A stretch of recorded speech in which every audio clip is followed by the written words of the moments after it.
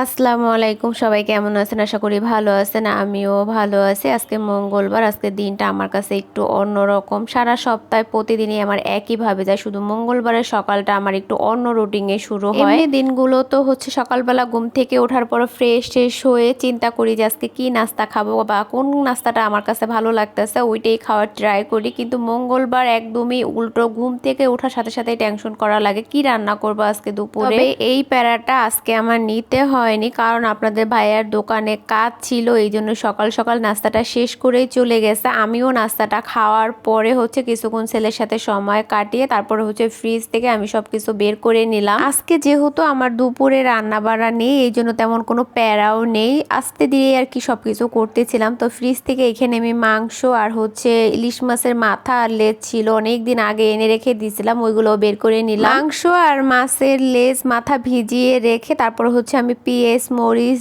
যে সবজি কাটা লাগবে সবকিছু কেটে ধুয়ে পরিষ্কার করে আমি রেডি করে রেখে দিব। দুপুরবেলা গোসল করে নামাজ পড়ে তারপরে হচ্ছে খাবার দাবার খেয়ে কিছুক্ষণ রেস্ট নিয়ে তারপরে হচ্ছে রান্না করতে চলে আসবো, কারণ আপনাদের ভাইয়া আসতে আসতে অলরেডি সন্ধ্যা ওভার হয়ে যাবে এবং রাত্রেও আসতে পারে। ওখানে যাওয়ার আগে আমি আপনাদের ভাইয়াকে বলেছিলাম যে তুমি কখন আসবা, সেই অনুযায়ী আর কি আমি রান্নাটা করে রাখবো। বলছে আমি বিকেল চলে আসবো, তুমি আগেই রান্নাটা করে রাখো। কিন্তু বলে গেলে কি হবে, আস্তে আস্তে রাতই হয়ে যাবে। দোকানে আজকে অনেক কাজ আছে, যেহেতু একটা দিনই বন্ধ থাকে, যেহেতু আগামীকালকে মার্কেট খোলা, এই জন্য হচ্ছে আজকের ভিতরেই দোকানের যত কাজকর্ম আছে সবকিছু শেষ করে রেখে দিবে, যাতে কালকে কর্মচারীরা যেয়ে সকাল থেকে ভালোভাবে ডিউটি করতে পারে। আলু আর পেঁয়াজের খোসাটা ফেলে দিয়ে কাঁচামরিচ টমেটোর সাথে ভালোভাবে ধুয়ে এখন আলুগুলো গোল গোল করে কেটে নিচ্ছি, আর বাকিগুলো সব হচ্ছে কুচি কুচি করে কেটে নিব। পেঁয়াজ মরিচগুলো কেটে রেখে তারপরে মাছের মাথা এবং লেজ ওইগুলো ছোট ছোট করে কেটে ভালোভাবে ধুয়ে ঠুয়ে একদম পরিষ্কার করে এখানে দেখেন আমি রেডি করে নিছি রান্না করার জন্য। বাটা যে মশলাটা লাগবে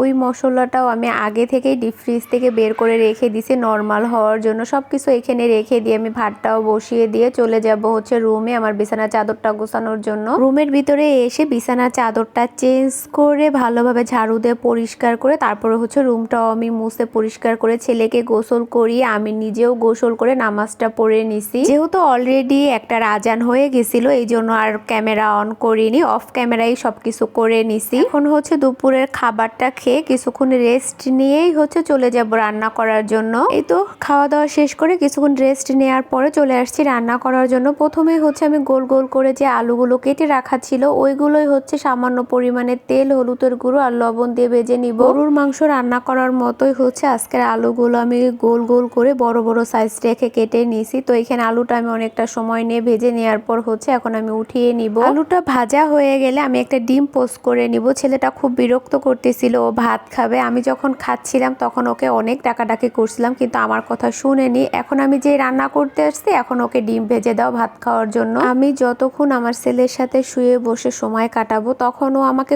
কিছুই বলবে না যে মা আমাকে এটা করে দাও সেটা করে দাও। যখন আমাকে দেখবে আমি কোনো কাজ করতে আসছি, আমি যতক্ষণ কাজকর্ম করব ও ততক্ষণই আমার সাথেই থাকবে। আমি নামাজ পড়তে বসলেও দেখা যায় হয় আমার সামনে বসে থাকে না হয় পিছনে বসে থাকে। ওর একটাই কথা, ও যা কিছুই করুক না কেন, শুয়ে থাকুক বসে থাকুক টিভি দেখুক। আসলে সব বাচ্চারাই মনে হয় এইরকমই, ওরা সবসময় চায় ওদের মা ওদের সাথে থাকুক, আর যতক্ষণ মারা কাজ করবে ততক্ষণই ওদের বায়নার কোনো শেষ নেই। এখানে আমি প্রথমে কচু শাকটা ভাজি করে নেব, এই জন্য কড়ার ভিতরে পরিমাণ মতো তেল দিয়ে দুটো শুকনো মরিচ ছোট ছোট করে কেটে ভেজে নিছি। এর মধ্যে হচ্ছে কেটে রাখা মাছের মাথা লেজ ওগুলো দিয়ে তার মধ্যে হলুদের গুঁড়ো আর হচ্ছে লবণ, সাথে একটু আদা বাটা দিলাম। মাছের মাথা লেজটা অনেক দিনই ফ্রিজে ছিল যাতে কোনো গন্ধ না আসে, এই জন্য মাছের মাথাগুলো একটু ভেজে নেওয়ার পর আমি এখানে আগে থেকে কচু শাকগুলো সেদ্ধ করে রেখে দিয়েছিলাম লবণ দিয়ে, এখন সেটা আর কি রান্না করে নিচ্ছি। কিছুদিন আগে হচ্ছে আমি এই শাকটা আনছিলাম, ওই সময় আর কি কেটে ধুয়ে পরিষ্কার করে হালকা লবণ দিয়ে সেদ্ধ করে রেখে দিয়েছিলাম ডিপ ফ্রিজে। কয়েকদিন ধরে ভাবতেছিলাম যে ইলিশ মাছের মাথা লেজ আছে ওইগুলো দিয়ে ভাজি করব, কিন্তু অন্য অন্য সবজি থাকার কারণে এটা খাওয়া হচ্ছিল না। শাকগুলো এত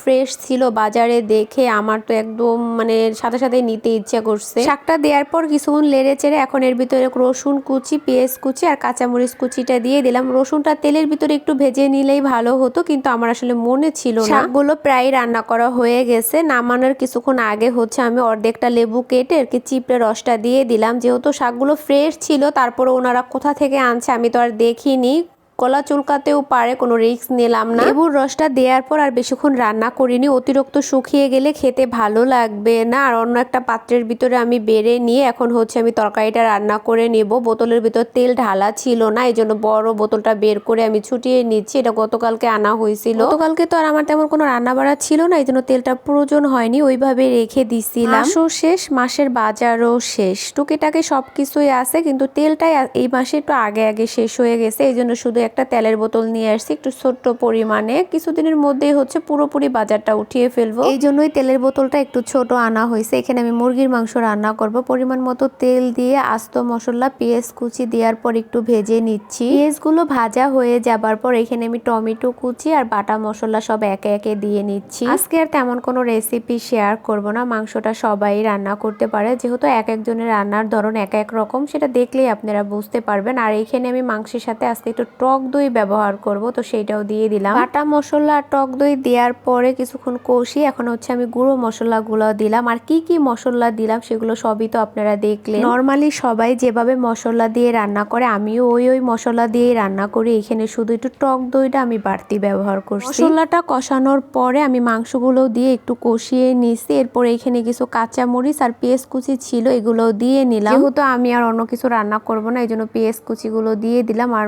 কাঁচা মরিচগুলো হচ্ছে মাংসের ভিতরে দেওয়ার জন্যই কেটে নিয়েছিলাম। আজকে আপনাদের সাথে একটা মজার কথা শেয়ার করি। আমি আজকে এখানে যে মুরগির মাংসটা রান্না করতেছি, এই মুরগিটা মূলত শক্ত মুরগি, এর ওজন প্রায় 7 থেকে 8 কেজি হয়। আমাদের এইখানে এই মুরগিটার নাম হচ্ছে খাসি মুরগি, সবাই আর কি এটা বলে, হয়তো বা অন্য কোনো জায়গায় অন্য কোনো নামেও ডাকতে পারে। তো আপনাদের সাথে মজার বিষয় হচ্ছে কি, রমজান মাসে আমার বাবা প্রায় 2-3 রোজার ভিতরে আমাদের বাসায় যে কোনো একটা প্রয়োজনে আসছিল, আমাদেরই একটা ইম্পর্টেন্ট প্রয়োজনে আর কি আসা হয়েছিল। তো উনি যেদিন আসছিল ওই দিনে চলে যাইতে চাইছিল, কিন্তু আমি যেতে দেইনি, যেহেতু কষ্ট করে আমার বাসায় এসে ওই দিনই চলে যাবে, আসলে মেয়ে হয়ে বাবার এত কষ্ট মেনে নিতে পারিনি, এই জন্যই মূলত যেতে দেইনি। তো আমরা তো সবাই রোজা, বাবা যেহেতু দুপুরবেলা আসছে তাকে তো খেতে দিতে হবে। আসলে রোজা থাকতে পারে না বা থাকেও না, কখনো নিজে চেষ্টাও করেনি থাকার জন্য। যাই হোক, এটা যার যার ব্যাপার। কথা হচ্ছে যে আমরা তো বাসার সবাই রোজা, শুধু সেহেরির জন্য রান্না করি, খাওয়ার পর যতটুক খাবার থাকে অতটুক খাবার আমার ছেলে খাইলে খায়, নাইলে আমরা বাকিটুক ফেলে দিই, নাহলে ডিপে রেখে দিই। এখন আমার বাবা আসছে, বলেও আসেনি, তাহলে তাকে কি খেতে দেবো। চটপট করে ভাতটা রান্না করে নিয়েছিলাম, আর ছিল মুরগির মাংস,